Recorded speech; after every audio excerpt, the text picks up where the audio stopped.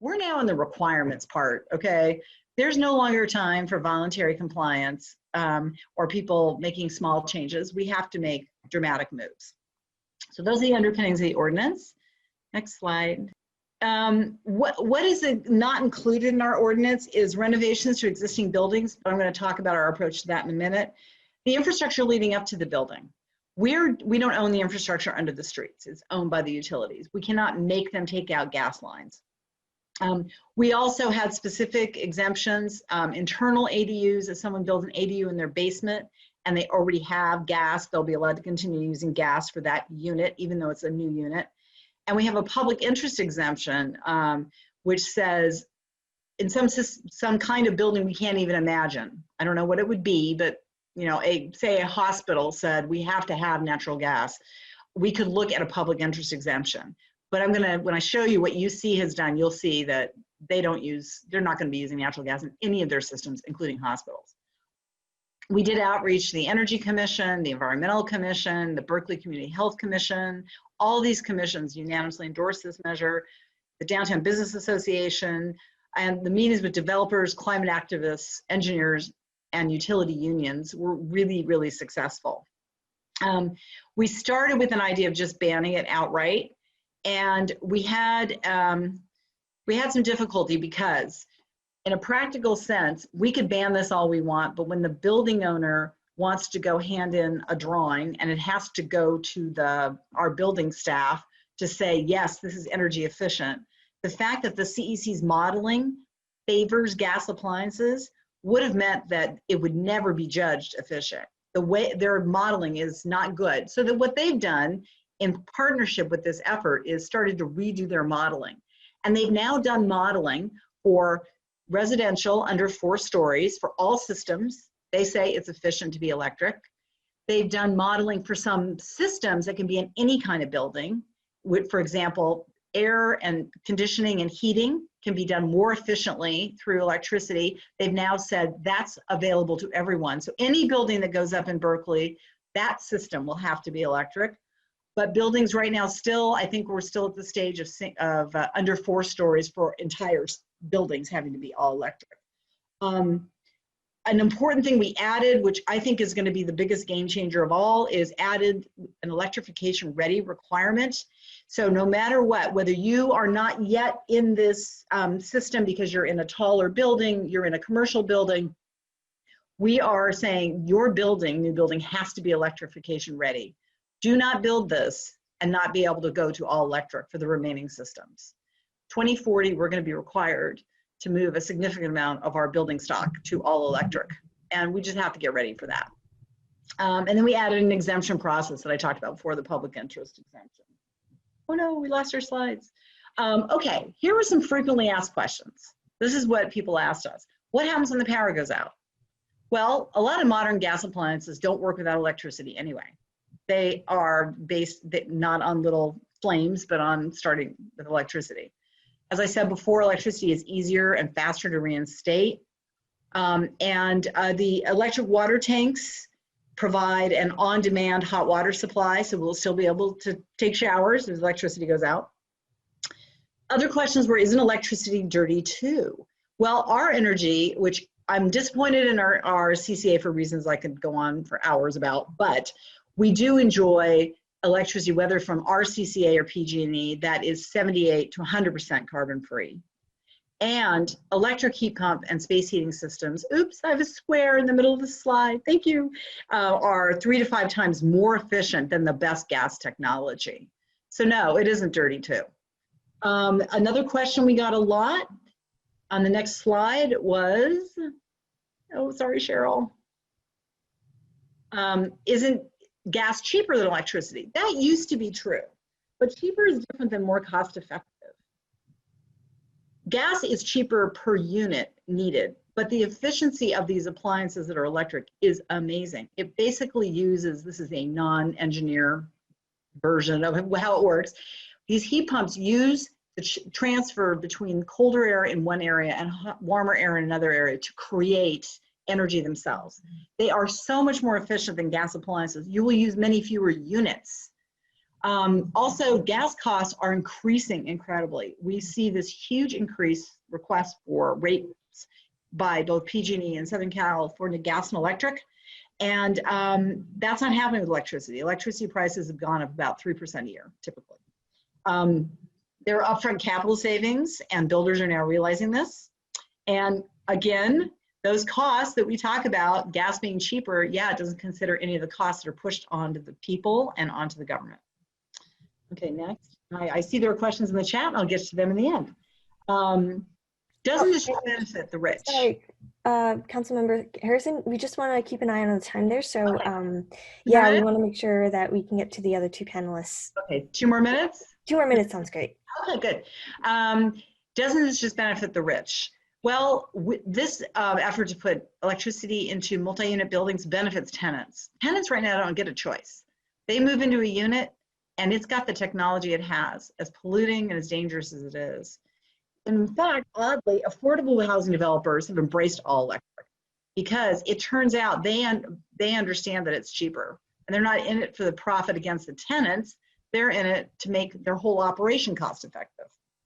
And we did get a lot of support from PG&E, which was surprising, but we did not obviously get support from the gas industry, and they are obviously concerned about jobs, and we have to talk about a just transition. Okay, let's go past these next 2 slides.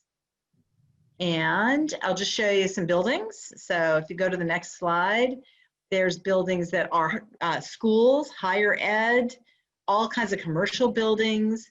California University, I just want to talk about this for 1 second. UC owns every single type of building possible. They have laboratories, they have hospitals, they have regular dorms where people live, they have office buildings. So they are committed now to going after June 2019 off fossil fuels. I think that's, and keep going down. You'll see all these examples, and I hope we can provide the slides to people. And we'll talk later, I'm sure, about what we're doing about existing buildings. I just want to say that we are trying to pass a measure on the ballot this year, Measure HH, which exempts all lower income Berkeley residents from the utility user tax. It increases it on others, and the money brought in will be used for climate equity. Thank you very much. And I will answer your questions happily at the end. I'm going to let the other speakers go first. And thank you for your time. I appreciate it. Thank you, Councilmember Harrison. So now I'll go ahead and pass it off to Matt Gough of the Sierra Club to present on his presentation there. And Councilmember DeVille, would you mind stop sharing your screen so that Matt can share his? Well, hello, everyone. My name is Matt Gough. I am a senior campaign representative with the Sierra Club. I work on building electrification policy here in California.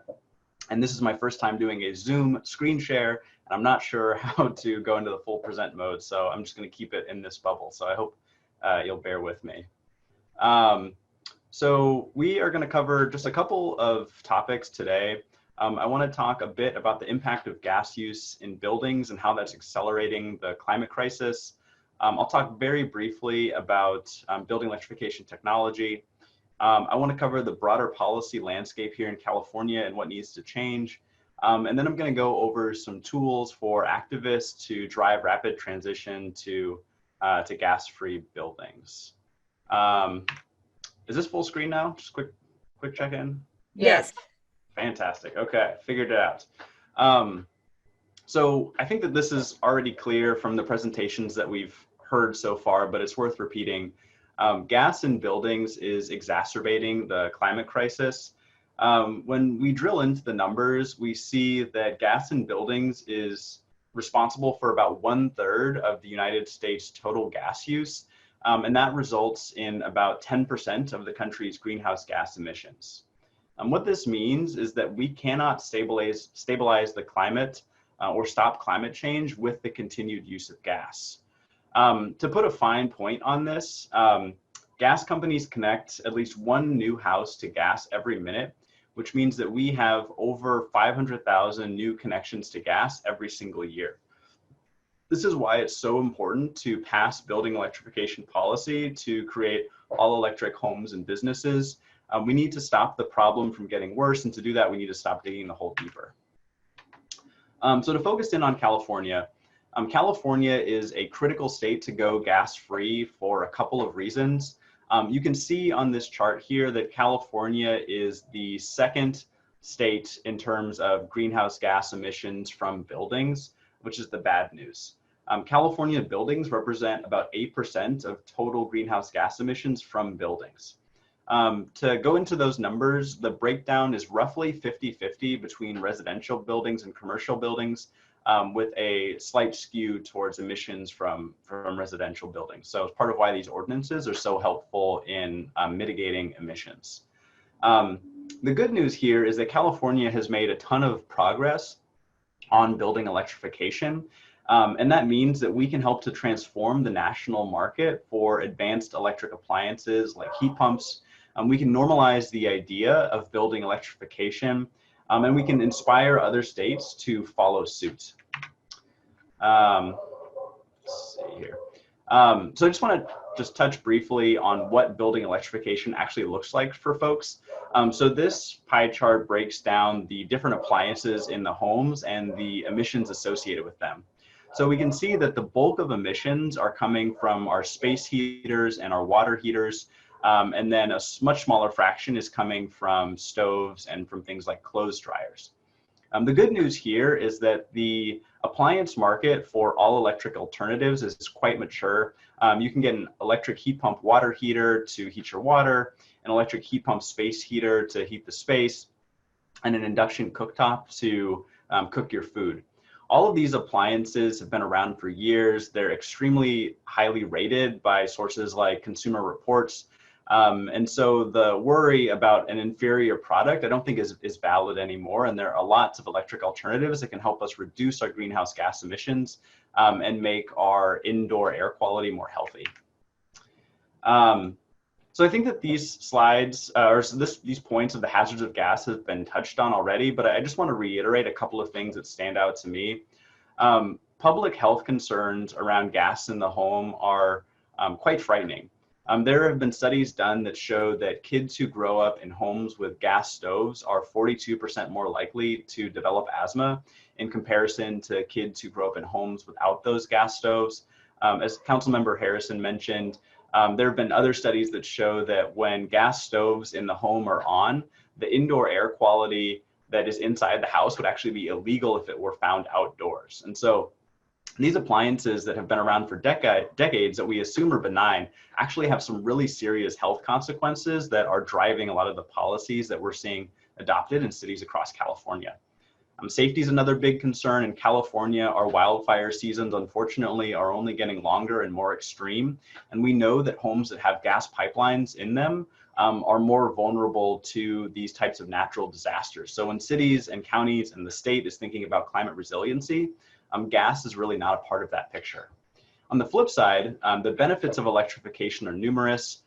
We can help speed the transition to a clean, green economy. There are high road jobs that are available in a building electrification scenario here in California. The Sierra Club actually worked with the UCLA and UC Berkeley to do a jobs impact study on building electrification in California.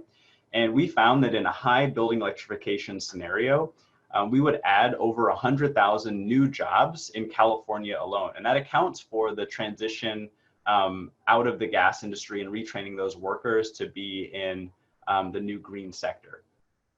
There are lower costs associated with electrification, both in terms of reducing costs on new construction as well as lower utility bills in existing buildings.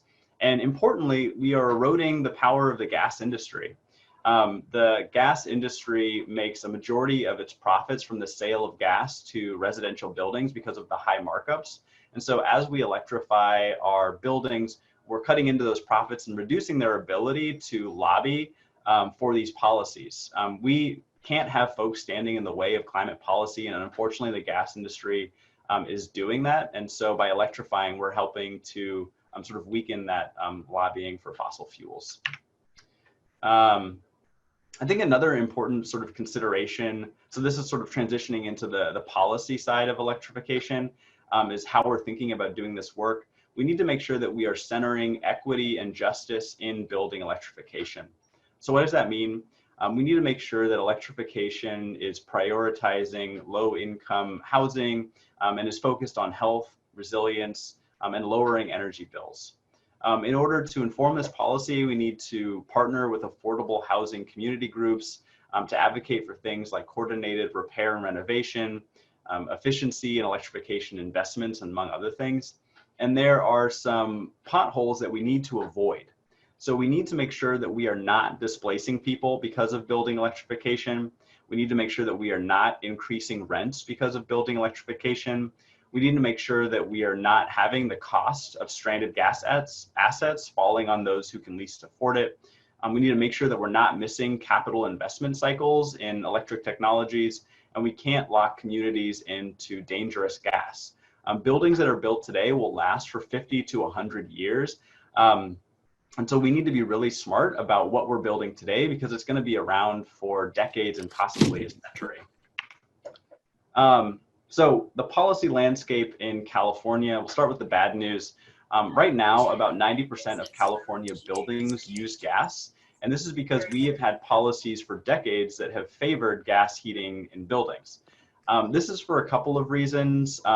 For a long while, the science wasn't capturing the harmful health impacts of gas appliances in our home and gas on greenhouse gas emissions, or natural gas on greenhouse gas emissions. There was this belief that gas was maybe a transition fuel between coal and renewables, but the science has shown in recent years that really we can't afford to see gas as a transition fuel or something that's not dangerous. And that has resulted in a changing perception of gas for the better. So in recent years, we've seen new rebates to lower the cost of electrification. There are electrification pilot programs underway across the state. There are changes to the state building code to allow for all electric new construction, and we're seeing utilities create electrification friendly rates. So to drill into this a little bit further, there are a number of ways that we can make electrification more affordable. So we need new rebates for heat pump water heaters and space heaters and induction stoves. Those can be applied at the state level through agencies like the CEC or CARB, or through more regional entities like CCAs or local utilities. And we need inclusive financing so that everybody has access to these appliances. And we need rate reform so that people are not penalized for electrifying their homes and buildings. Another big policy opportunity in California is to stop the expansion of the gas system. And so we're largely seeing this in the building electrification REACH codes that have been adopted so far, which allow for new construction and retrofits that are electric preferred or all electric. Another big policy opportunity in California is around tenant protections. So there are about 40 million people in our state right now. We're on track to hit 50 million people in the next 30 years. California leaders are really grappling with how do we house folks in an affordable and in a healthy way. And I think that building electrification can be an important part of that solution because of its lower cost to create housing and lower monthly utility rates. It's just important, as I mentioned before, that we are avoiding certain things like displacing people because of electrification. And we need to make sure that there are rent protections for individuals across the state, and prioritizing low-income renters for these policies and these technologies, so that electrification isn't just adopted in sort of wealthier pockets of California. Another policy opportunity is to plan for a managed and just transition off of gas. So in California, we are going to be carbon neutral by 2045. There are lots of steps along the way to get there. And so as we're thinking about how to transition workforces to the clean green economy, building electrification can play a really important role. So how do we train sort of gas workers and folks who are connected to the extraction industry with new skill sets that can help them to create all electric homes and businesses? There's a lot of policy opportunity out there, and we need leadership at the state and local level to achieve these goals. Thanks, I just want to give you a heads up to give 1 minute so that Mikela can also present next. Totally. Okay. I will speed through this. So city leadership is just super important. There are about 34 cities that have already passed building electrification reach codes. Redwood City was the most recent earlier this month. And city leadership really informs what the CEC, the California Energy Commission, is going to do in terms of their statewide standard for building construction. So there are a number of options that cities can do. I'll share these slides with folks after the fact. But you can use a reach code, which sort of can incentivize folks for all electric, or it can require all electric. You can do a sort of a Berkeley style gas ban using the city's police powers. There are a number of other sort of policy levers that cities can pull. As an activist, there are a number of options that you can take to, or activities that you can engage in to influence your city. So education and lobbying is super important. This is a fairly wonky topic and a lot of folks are not familiar with it. So educating yourself about building electrification and then meeting with elected officials to talk to them about the issue can really go a long way in helping folks to understand the hazards of gas and the benefits of electrification and the precedent that has already been set with these policies. You want to, widen your tent and make sure that you've got stakeholders from a variety of groups involved. There should be media work, so making sure that you're in the press and doing sort of other traditional grassroots advocacy. I've got 2 more slides and I'll finish. So the last 2 things I'll say is that the gas industry is alarmed and aware. They are actively mobilizing against building electrification in their service territory. So San Luis Obispo voted on a reach code earlier this year, and we saw a massive misinformation campaign. I think that this is only going to get worse as we encroach further into Southern California gas territory with building electrification reach codes. And so if you activists are doing this work, just be aware that we need to account for the pushback from the gas industry. The good news is that the science and the public is on our side, but this is a factor that we can't ignore. And then the final thing that I will say is that you're not alone. There's a growing movement for gas-free homes across California. This is just a small smattering of the groups that have been involved in this work. I'm very inspired by all of the folks who have joined today who want to learn a little bit more about this work. We need you advocating in your communities for these policies, and we are committed to supporting that. So if you're working on electrification in your city and you need a little bit of help or you want to bounce some ideas off of somebody, I'm open to that. I'll share my information after the call. And I just really appreciate folks joining today. So that's all. Thank you so much, Matt. And now I will pass it on to Mikela to present, and I'll be sharing my screen to let you all see her presentation. Thank you, Lisa. Well, hi, everyone. My name is Mikela Topey. I am a Felipe Floresca High Road Fellow with Emerald Cities Collaborative. And today for my presentation, I want to talk about a project that we launched at Emerald Cities Collaborative in November 2019 that spanned to May 2020 around building electrification and equity. As you see on the next slide, this will kind of give you an overview of what Emerald Cities is really about.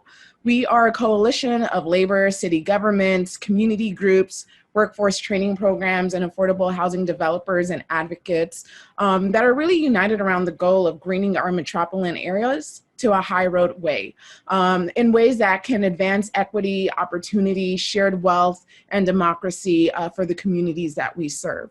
Emerald Cities has chapters all over the United States, including Los Angeles, Oakland, Portland, San Francisco, and Seattle. And we are really focused on transforming the energy efficiency sector in a high road way by retrofitting building stocks, by creating high road jobs, and revitalizing the local economies in our metropolitan areas.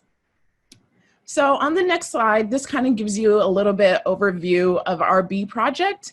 So the goal was really to increase the capacities of EJ and CJ communities who are engaging in and advancing equity issues around building electrification policies and programs.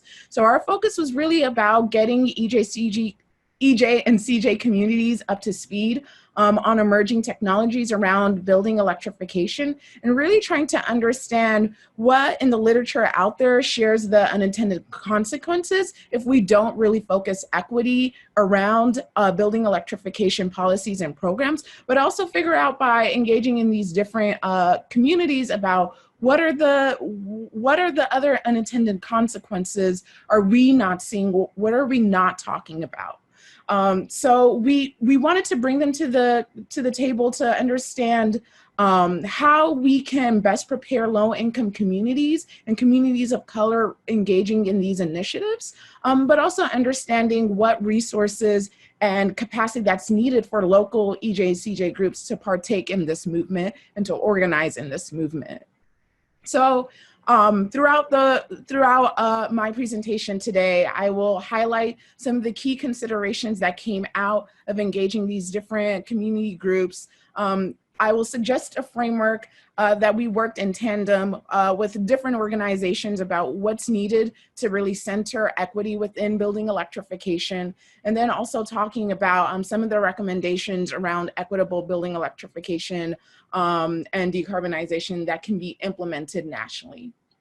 So for this project, there was two types of or I would say this, for this project, we had several ways of engaging with the community. One of the ways we did that was to host public webinars around the needs of EJ, CJ communities around building electrification and kind of the needs that policymakers have around building electrification benefits and challenges. We had subject matter experts from Rocky Mountain Institute, NRDC, Green Lining, and one of our local grassroots organizations in San Francisco were there talk about building electrification challenges and benefits to these communities. We also hosted an in-person convening in November 2019 in Virginia Beach, where we had 26 community groups represented. At this convening, we had people from Alaska to Hawaii. We had different representatives from indigenous communities come and talk at this in-person convening.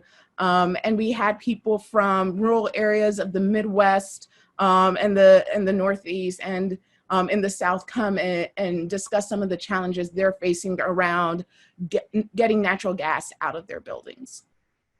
So as we move to the next slide, I kind of just want to discuss some of the key considerations that communities will have to focus on and what they want to advocate policymakers to consider in preparation for building electrification policies, programs, and pilots.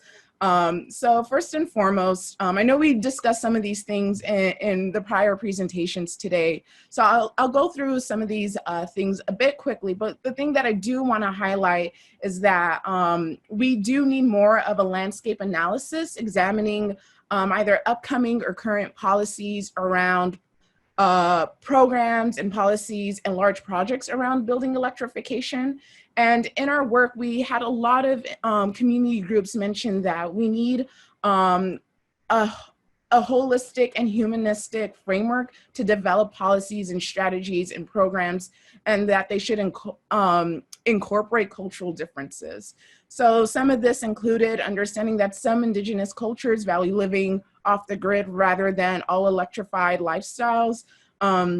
Understanding that we need to define electrification in a whole body, whole life, and environmental frameworks. And then also understanding that there's a lot of family rituals and traditions around gas stoves. And I also want to highlight that a lot of this technology is emerging, and from my experience, I know this technology is getting better and better every year, or every day, I should say. But we need to understand that some of these technologies haven't been created to fit the different climate needs that we've seen throughout the United States. So as we go to the next slide, I think we're all aware of the cost factors and the cost barriers and how that impacts low-income communities the most in accessing these different technologies. But I also want to highlight that there are more upfront costs for low to moderate income community members and homeowners to electrify, mostly because there's a lot of work that needs to be done around insulation, weatherization, and ventilation to make sure you're achieving the full benefits of building electrification. We also want to highlight resiliency, energy resiliency, and grid resiliency as well, and making sure we're making the proper changes to our grid infrastructure as we move towards building electrification. And then lastly, I would just also want to highlight on this slide is the capacity of local EJ and CJ communities. They're really being brought in to address different efforts that sometimes happen at a moment's notice. And a lot of EJ and CJ organizations that are based in communities of color tend to be really under-resourced. So making sure they're well-resourced to also focus on building electrification, but ensuring they're being able to be active participants in reducing the economic barriers that can lead to building electrification within their communities as well. So in the next slide, what we highlighted in this work was energy democracy principles that really resonated with the community members that engaged in our national convening. And they really wanted to highlight this as a framework for us to use to create policies and programs and even electrification pilots. So just to quickly go over the slide, first and foremost, we need to have equity-centered policies that are community-driven, and we need investment in electrification literacy to foster informed decisions around building electrification, not only at the policy level, but at the community level as well. Around social justice, we need more assessments of electrification policies that can determine the potential cultural, race, and economic burdens on vulnerable communities. And also electrification can be used as a tool to address some of these legacy issues and challenges that are faced by low-income communities to access energy as well. For us, I would say what was really resounding with the community groups we engage was the need to promote regenerative energy systems and having that energy resiliency and that energy infrastructure not only be clean, but also be held by the community and foster community ownership of these energy systems. And then lastly, just to kind of highlight some of the stuff Matt presented on, we need proactive investments in retraining displaced workers in new industries, targeting training and hiring programs for individuals with barriers to employment, and building capacity for minority, woman-owned, and disadvantaged businesses to undertake social responsible contracting within this work. So in the next slide, these are just kind of key recommendations that we are that was generated throughout this project to prepare low to moderate income communities for building electrification. We need resources for communities to understand the step-by-step process that entails electrification within their homes and at a citywide level, but also to have them engage in and developed in the processes of creating these policies and programs as well.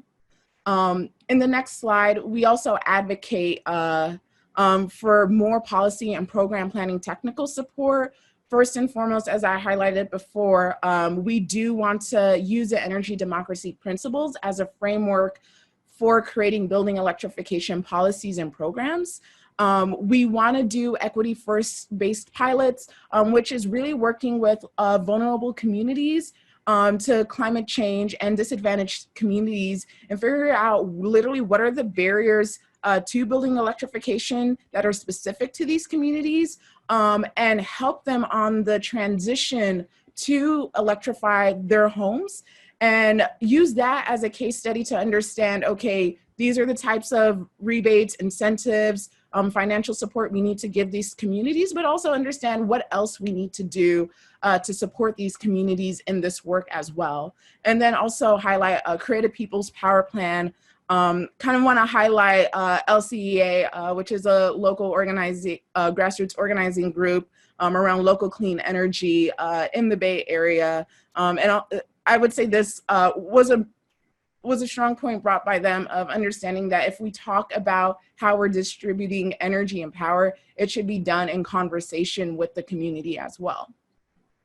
So lastly, for my last slide, I kind of discussed this a little bit earlier about the moral economy and kind of the workforce and business needs. But just to highlight specifically what we need as we see different technologies, especially around heat pumps, how they can be very beneficial to building electrification, but reducing our greenhouse gas emissions, and also the plethora of different resources they can provide to us. We do need to develop HVAC training for disadvantaged workers, as some of the installation of these technologies require multiple licenses, such as plumbing, electrician licenses, and refrigerant licenses as well. And working with different workers to get them up to speed on those different technical skills that they need, especially around plumbing and electrician work, as those tend to be kind of the harder unions to get into. And I'll just leave that there. We also want to increase the capacity for disadvantaged business owners to enter the clean energy and building electrification industry. And we just also want to make sure that we're creating a diverse workforce and we're getting the community to also partake in this work and benefit from this work and obtain high wage jobs that include benefits as well. So that's my presentation for today. I know we ran a little bit over time in this panel, and I want to make sure we leave some time to ask or answer all of the questions that you have today. So thank you. Thank you so much, Mikela, and thank you for making sure we have some time for some general questions. Thank you again to all of our panelists. So we have 3 minutes, so it's probably enough time for just one question before we go into the breakout sessions. But we've looked through some of the questions, and let's see, one here that we could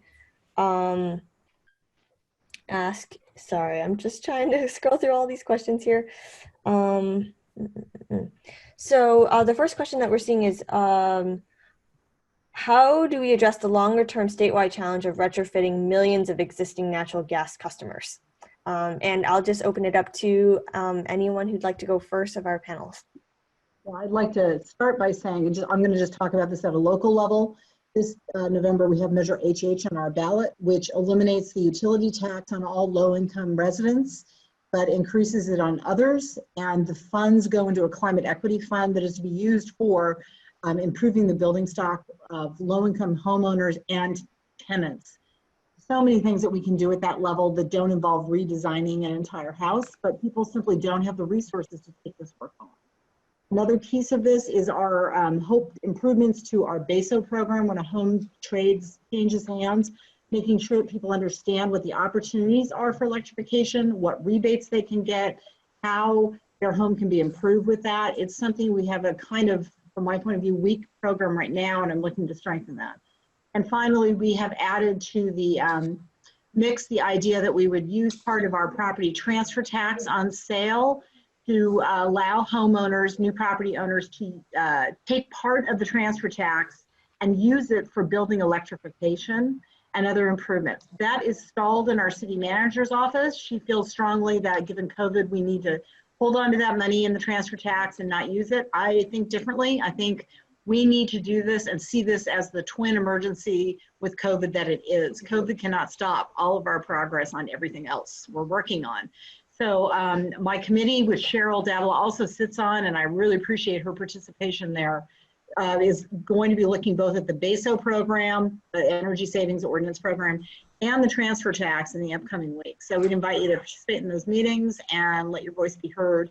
We need resources for people that don't have them to make these changes. I mean, it's cute that I have solar panels and an electric car and a heat pump. That's because I could afford to do that. And is that right? No. Now I'm not paying PG&E anything. Is that right? Not really. So we have got to spread this through the existing housing stock and to everyone. Thank you very much. Thank you, Councilmember Harrison. So Matt and Mikela, any thoughts on that question? Yeah, I agree with everything Councilmember Harrison said. I think that we need programs at the state level to support the transition of existing buildings to all electric homes and buildings. There are about 12 million existing structures in California right now. And so these policies to get new construction to be all electric are incredibly important because they are helping to make the problem worse, and they're hoping to transform the market for all electric alternatives. And they serve as a roadmap for agencies like the California Energy Commission and CARB and the legislature and the governor to invest further in these policies. I think what it's really going to take is a big infusion of money from the California legislature and the governor to support the transition to all electric appliances. So, you know, the good news is that we don't have to do this overnight. But what we do need to do is make continued progress on new construction today so that in the coming months and years, we can strengthen our case for significant funding to transition from gas appliances in our home and building to all electric appliances in our home and buildings. One thing I'll say for folks on the call, the California Energy Commission right now is starting to think about what the next iteration of Title 24 looks like. Very briefly, Title 24 is the minimum building standards for all buildings in California. A coalition of organizations have been advocating for an all-electric baseline starting in 2022, which would mean that all new construction in California would be required to be all electric starting in 2022. So the CEC is having monthly business meetings that folks from the public can join. I'd encourage you to participate in those and voice your support for the REACH codes that are being approved and to ask for an all-electric baseline in 2022. The CEC is also starting workshops on building electrification. And so if you're already familiar with these types of policies and technologies, it's a great place to share your perspective. If you're looking to learn a little bit more about building electrification, those are great spaces to listen and to learn, and ultimately to advocate for all electric policy. It's going to take everybody across the state asking for this in order for us to be successful. And the sort of bureaucratic steps to do so are happening today. So we need your voice in these spaces at the regulatory agency. And hopefully, Governor Newsom and the legislature will take notice of these actions that are happening and invest fully in the transition that we need. Thank you, Matt, for that. I want to highlight everything that Matt and Kate said. I think it's very important. In my presentation, I didn't really get to discuss this, but part of the work that I was doing in tandem with the Building Electrification and Equity Project was working with the city of San Francisco around decarbonizing existing residential buildings, and really had a focus on equity as I engaged different community members in this work. So to kind of take it to a local scale, one of the ideas that we want to test and try is what it would look like to do neighborhood scale electrification projects. We're really focused on figuring out what type of heat pump technologies that are technically or more used in commercial buildings, how we can actually develop that in these local communities and shift the grid so the grid is more kind of like a microgrid, that it's focused on a neighborhood scale and is very dependent on that microgrid, but also able to hold some of the energy demand when we hit peaks. And one of the reasons why this is also an idea I would advocate for is just also, it's one of the ways that we can retrofit all these buildings in a quick way, but also it can help create a high road sector within the residential sector around building electrification, as some of these larger projects are faster and quicker to do. But also tends to create higher wage jobs for contractors doing this work. And then also, it's also helpful for different communities who might not have the economic ability to install these different technologies, using a practice of group purchasing to buy these technologies that can be shared by the community as well. So hopefully we can kick off a pilot like that starting late next year in San Francisco, and hopefully with the coming years, I can be able to share some of that updates with you all. Thank you all. So thank you for answering this question so deeply. And I know that we could definitely go into more details, but that's what we can do in the breakout room. So just to prime you all, some other questions that were asked so that you can bring that into your breakout rooms are, what tools are available to assess costs or benefits of switching to all electric? And then also, this is in particular for Councilmember Harrison, can we discuss who are the key allies in Berkeley to pass measures and how is that support built into the community? So with that, I'll let Steve shuffle us into our respective breakout rooms to have more in-depth discussions with our panelists. Was I in breakout room 1, I guess? I guess I was. Betsy, do you know if we were in breakout room number 1? Yeah, okay. Well, I guess I can start off. It was a really great group. We discussed a variety of things, including the question about workforce, how we can tie workforce to making the Green New Deal possible. There's also some discussion about unions, what role unions play into this, as well as programs in schools. How do we get folks skilled and educated again to actually move into these new areas where there's a shortage of skilled workers? But it was a really great discussion, and I hope that our group can continue that offline. But I'll let group number 2 share. Hi, this is Lucy. We also had a really productive discussion in our group. We didn't have any panelists, but everyone, almost everyone was working directly in building electrification to some capacity in our group. So yeah, like Lisa said, we also in our group talked about unions, how various folks on in our group were concerned about kind of union resistance to building electrification, and I guess various examples of unions seeming to partner with fossil fuel companies rather than with this electrification movement. And we, group 1 talked about kind of the need for like jobs and trainings. We had someone in our group, Diane Bailey, who is doing a lot of great work in this area. Other things that we talked about are kind of exemptions, which was discussed in the main panel. So exemptions for affordable housing and other kinds of exemptions to these REACH codes, which I think there's still a lot of details that we need to work out, especially around like exemptions for affordable housing, because the last thing we want is for affordable housing to be left out of these electrification requirements, and for market rate housing to be on it. So those are some of the main topics that we covered, and definitely look forward to continuing this offline. Breakout 3, do you guys have anyone who'd like to report back? Okay. We talked about a number of topics.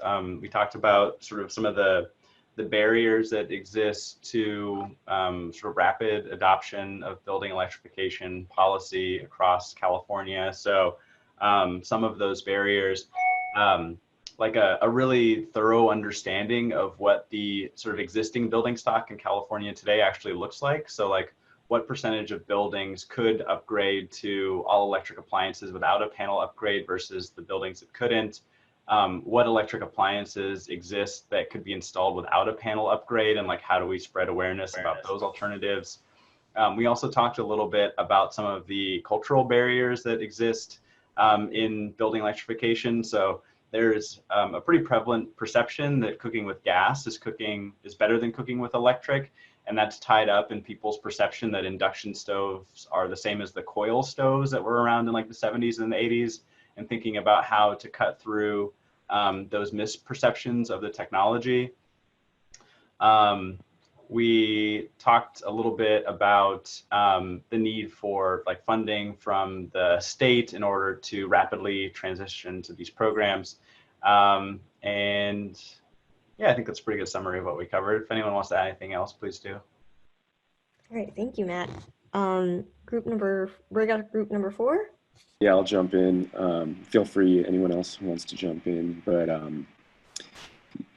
We just really had a number of things that came up just regarding, you know, I shared, you know, where I'm coming from, and our push here in Oakland to also be another city to push a ordinance for all electric new building, and sort of where we're at.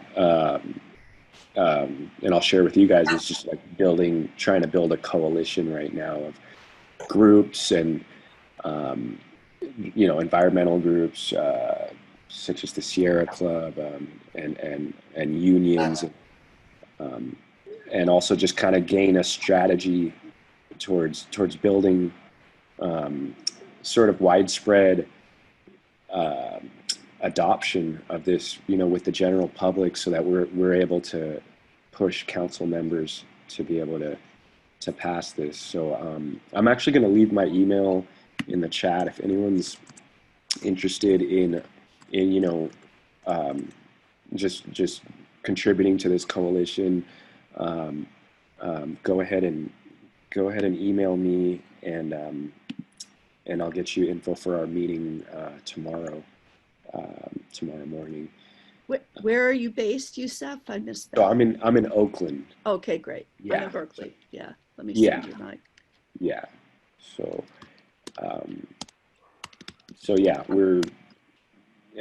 we also discussed, like, I think about, you know, educating folks on, you know, the residential level of how they can retrofit on more of a, you know, case-by-case basis. But yeah, I think I'll leave it right there. And I remember there was like one breakout group that didn't have anyone, but breakout group number 5. And if there's no one in that, breakout number 6.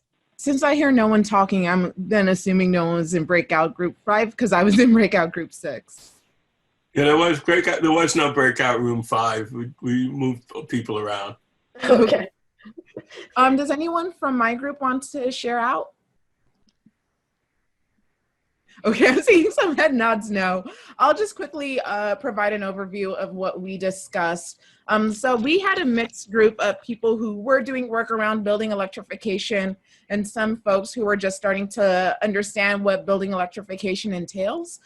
So I wanted to understand what were the main things we need within our communities to push forward building electrification, ensure that we're able to fully reach out to different community members. We're highlighting equity, and groups are really well resourced to do this work. So the 3 type of responses that we really saw were, first and foremost, financing. These technologies are really expensive, and we need to figure out how we can leverage some state money that can be funneled into local communities to help them transition to whole electrification. The next thing is just more information around knowledge and data around building electrification, and also simplifying that information towards different localities and understanding what are the locality needs, what are the specific types of technologies that we should be implementing in these different localities, and also understanding some of the best practices that we've learned from other communities, sharing that within these communities as well.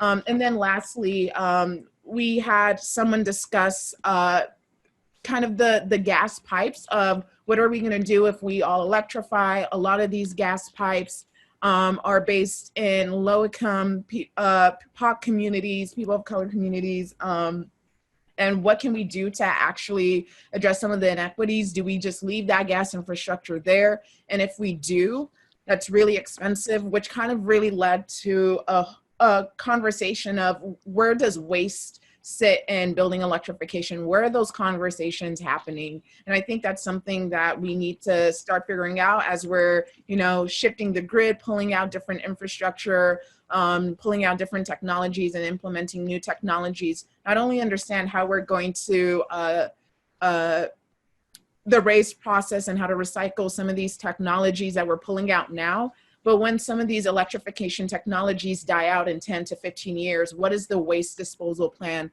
for us to manage that? So that was just a quick overview of what my group discussed. Awesome. Thank you so much, Mikela. And thank you everyone who were in those breakout rooms and then for sharing out on top of that. And I'm sorry to my group that I didn't get to ask anyone if you had any thoughts to share for ours.